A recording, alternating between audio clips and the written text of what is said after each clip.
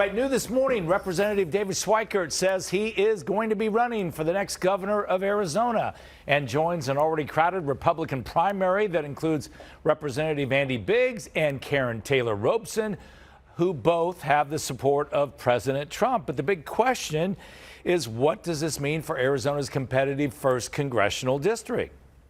So we've got Republican political consultant Marcus Dell'Artino joining us here to talk about this latest announcement just a couple of hours ago. Thanks for being here. Glad to be here. I just came in to get Scott's crockpot recipe, to be honest stick with around. you. So, well, you can taste test in just a few minutes. Yeah, what a bomb this morning, huh? Right.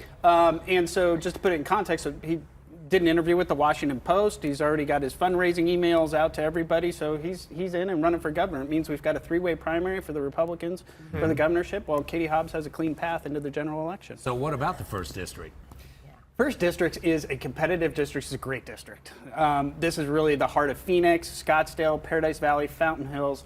And by the way, you don't have to travel far in that district, which makes it even more fantastic. Right. But it is competitive. So the makeup is 35% Republicans, 35% independents, and then about 28% Democrats. Okay. So most people would say, it leans Republican. But keep in mind that 35% independent can really move around a lot. And that's why Democrats are so interested in trying to take that seat. Talk about why this is such a surprise for Schweikert. I mean, it was only 5 years ago that he was found to have committed 11 ethics violations, never criminally charged, but that still follows him, right? Sure, it'll come. I mean, listen, this primary, you're going to see a lot of attack I guess ads. anything comes up, right? Everybody's going to have, their attack ads out focused on each other, and I'm sure we're going to hear about that one again.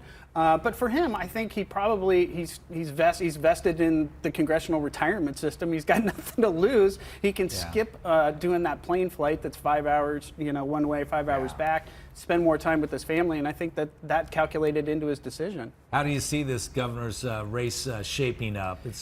We know it's going to be competitive. Do you think it's going to lean more Republican this time or stick with Hobbs? Well, Republicans got to take a look at history every once in a while, and I think we forget to do that. But, Janet Napolitano became governor because of a nasty Republican primary.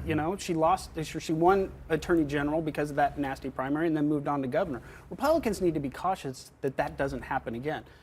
But I will also say Democrats are having trouble registering voters, and that gap continues to grow, not only here in Arizona, but nationwide. And so, Charlene Fernandez is the new chairman of the Democratic Party. She's really got her work cut out for her, not only to increase voter registration, but maybe say to some of these folks in the Democrat primary for CD1, perhaps, hey, let's clear the field so we have a better opportunity to win. Will it come down once again to independents really playing a big role? It will in voter turnout. Voter turnout is more critical in these off-term elections, these non-presidential elections. It's more critical to get your voters out to the polls.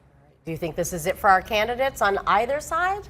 I do. I don't think that there's much runway left for somebody else to get in here. Remember, fundraising is going to play a part in this too. How much can we split up that Republican fundraising base?